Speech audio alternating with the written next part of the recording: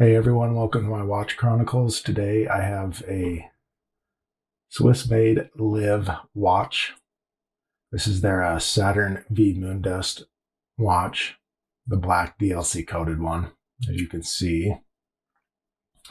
I've had this one roughly 3 years, and I will say it's been one of my favorite watches that I've had during that time. I don't know, there's just something about it. It's just really well done.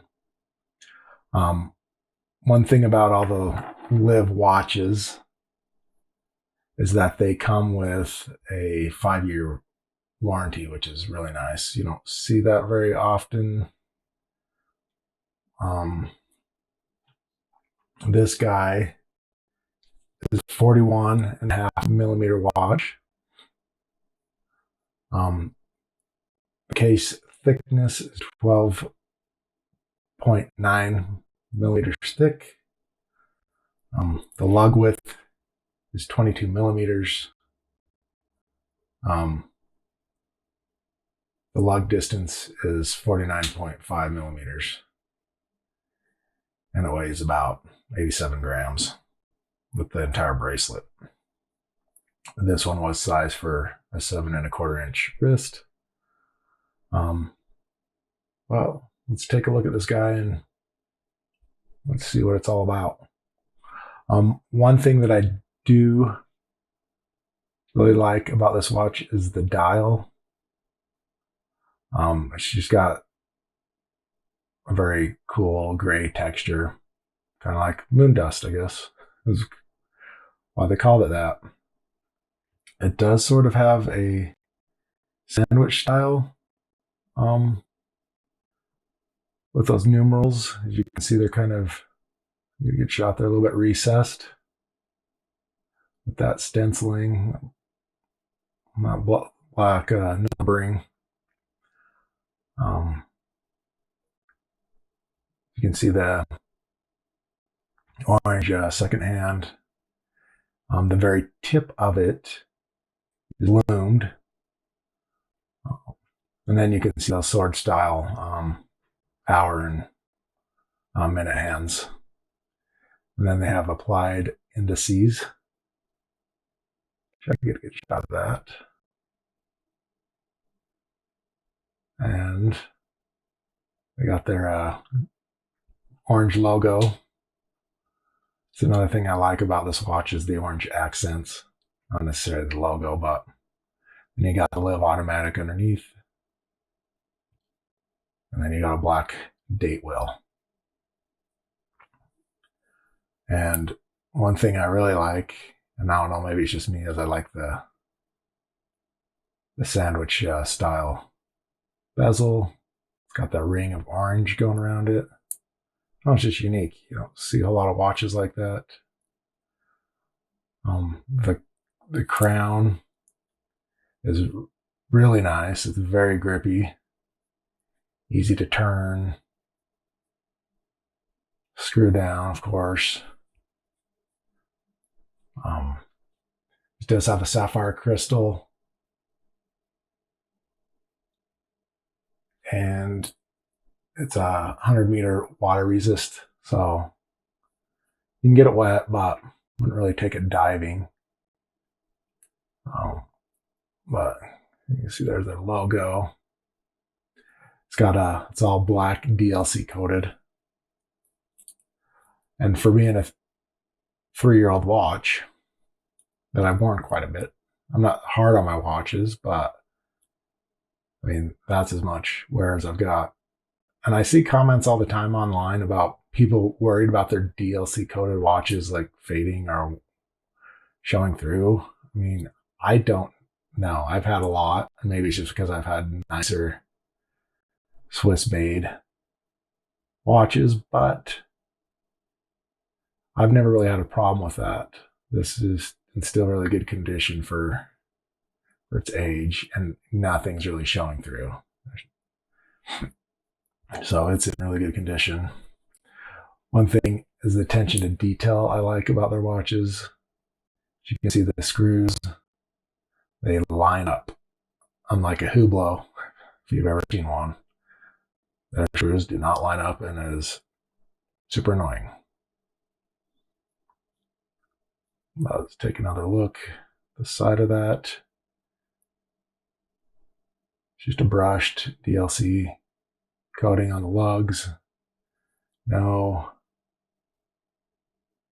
polished edges except for maybe the very edge of that bezel. It's got a little bit, as you can see there. And then you got the clasp. It is a milled clasp with a push button to point. And it's actually got back on there. Good. Shirt's down. It's quite nice. I've seen ones that are a little bit better executed, maybe like Christopher Ward or something, but this is, for the price range we're talking about, this is good enough in my opinion, better than a standard diver's class. You'll see a lot of micro bands. But we'll take a look at this W200 movement. I get a better shot of it. You see they decorated the rotor. One thing I have noticed on their website is the newer version of this. Let's see if I get that to get a better shot of that. The newer version has a really awesome black and orange rotor on it. And I kind of wish this one had it. Even though this is nice, that one looks really neat.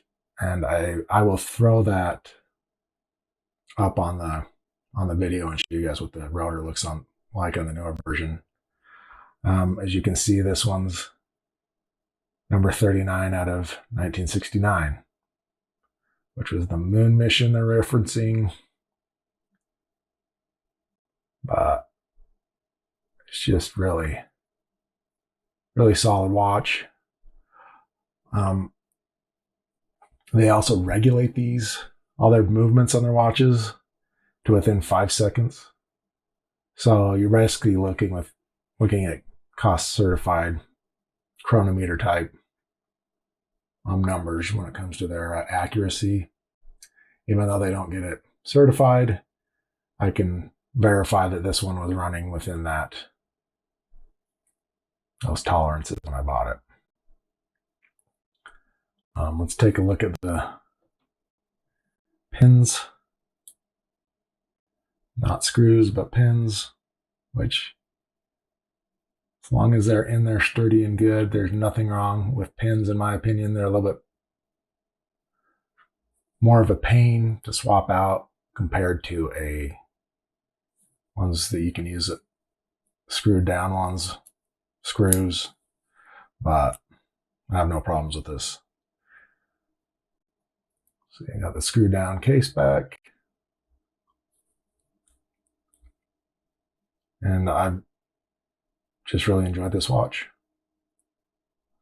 I don't think for what you're paying, and I know right now they have a sale going on for $550. They are more than that when they're not on sale, but that is a heck of a deal if you ask me.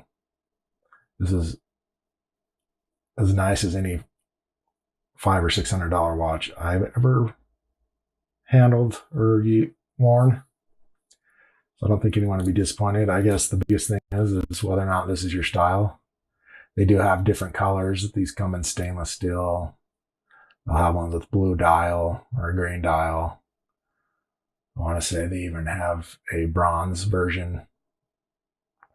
And they also do have ones with a strap.